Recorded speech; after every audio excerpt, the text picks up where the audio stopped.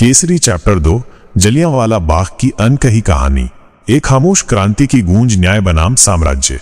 Release date 18 April 2025। निर्देशक करण सिंह त्यागी, मुख्य कलाकार Akshay Kumar, R Madhavan, Ananya Pandey. Review rating 4/5। जब जलियांवाला बाग की मिट्टी ने इंसाफ की मांग की। केसरी चैप्टर 2 कोई साधारण फिल्म नहीं, बल्कि एक तिलमिलाता हुआ ऐतिहासिक दस्तावेज है जो जलियांवाला बाग की चीखों को न्याय की गूंज में बदल देता है। यह सिर्फ एक कोर्टरूम ड्रामा नहीं, बल्कि उस दौर की आत्मा है जब एक अकेले इंसान ने एक साम्राज्य को कटघरे में खड़ा करने की हिम्मत की। क्या है खास? 1. दमदार अभिनय, जब किरदार कलाकार से बड़ा हो जाए। अक्षय कुमार का शंकरन नायर बनना एक परफॉर्मेंस नहीं, बल्कि एक ट्रांसफॉर्मेशन है। कोर्टरूम में उनका हर संवाद, हर नजर एक हथियार की तरह चलता है। आर माधवन नेविल मैकिनले के रूप में जितने सलीकेदार दिखते हैं, उतने ही खतरनाक भी। एक चालाक ब्रिटिश वकील जिसकी मुस्कान में राजनीति छिपी है। और सरप्राइज पैकेज अनन्या पांडे। दिलजीत गिल के रूप में उनका आत्मविश्वास और संवेदनशीलता स्क्रीन पर झलकती है, जो उन्हें सिर्फ स्टार किड से एक्टिंग की दावेदार बना देती है। 2. भावनाओं का ज्वालामुखी, जहां हर सीन में दिल धड़कता है। फिल्म का शुरुआती जलियांवाला बाग नरसंहार सीन रोंगटे खड़े कर देता है। खून से सनी मिट्टी, चीखती भीड़ और एक खामोश आसमान, ये सब मिलकर एक ऐसा दर्द रचते हैं जो सीधे दिल में उतरता है। कोर्टरूम सीन्स में जो बहस होती है, वो सिर्फ कानून की लड़ाई नहीं, बल्कि आत्मा की पुकार है। 3. टेक्निकल मास्टरपीस, समय में झांकता एक आईना। देबोजीत रे की सिनेमेटोग्राफी उस दौर को सिर्फ दिखाती नहीं, जीने जैसा बना देती है। रीता घोष का प्रोडक्शन डिजाइन और शाश्वत सचदेव का बैकग्राउंड स्कोर मिलकर फिल्म को एक ऐतिहासिक अनुभव में बदल देते हैं। गाना और शेरा एक बार सुनो और फिर वो रगों में दौड़ता है। क्या रह गया पीछे? ऐतिहासिक सटीकता पर रचनात्मकता हावी। असल में मुकदमा लंदन में माइकल ओडवायर ने दायर किया था, लेकिन फिल्म में नायर को अमृतसर की अदालत में खड़ा दिखाया गया है। यह सिनेमाई छूट फिल्म की गहराई को प्रभावित नहीं करती, पर इतिहास के शोधार्थियों को जरूर चुभेगी। पहली छमाही थोड़ी ढीली।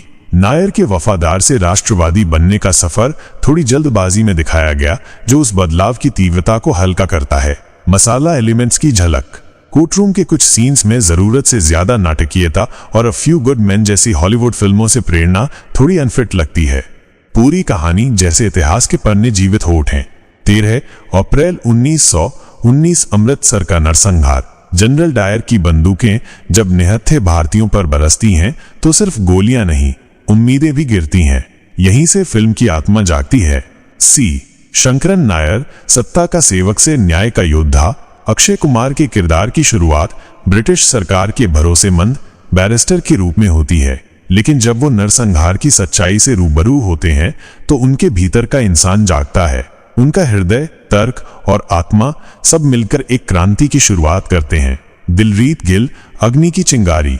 अनन्या पांडे का किरदार नायर के जीवन में एक आईना बनता है, जो उन्हें उनकी भूमिका और जिम्मेदारी का एहसास कराता है। कोर्टरूम की जंग जब तर्क बन जाए तलवार। आर माधवन का नेविल मैकिनले चालाक, क्रूर और कॉन्फिडेंट।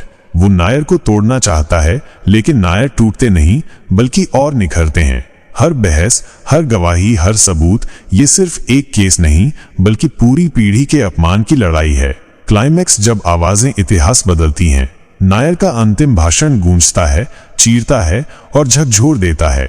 निर्णय भले ही ब्रिटिशों के पक्ष में रहे, लेकिन दिलों में जो चिंगारी जली, वो स्वतंत्रता की मशाल बन गई। अंत में क्या छूता है दिल को? ये फिल्म आपको गुस्सा दिलाती है, रुलाती है और गर्व से सीना चौड़ा कर देती है।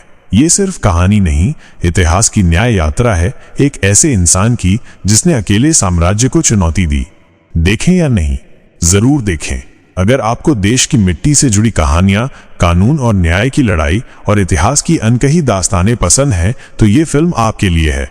परिवार के साथ बिल्कुल, ये फिल्म इतिहास पढ़ाने का सबसे भावनात्मक और प्रभावशाली तरीका बन सकती है। अगर इसकी कमाई की बात करें, तो केसरी 2 ने पहले दिन 7.1 करोड़ रुपए की कमाई की है। वहीं विकी कौशल की छावा ने 33.10 करोड़ रुपए कमाए थे। सलमान खान की सिकंदर ने 27.50 करोड़ रुपए का कलेक्शन किया था। अक्षय कुमार और वीर पहाड़िया की फिल्म स्काई फोर्स ने 15.30 करोड़ रुपए का कारोबार किया था। वहीं सनी देओल और रणदीप हुड्डा की जाट 9.62 करोड़ रुपए का बिजनेस किया था।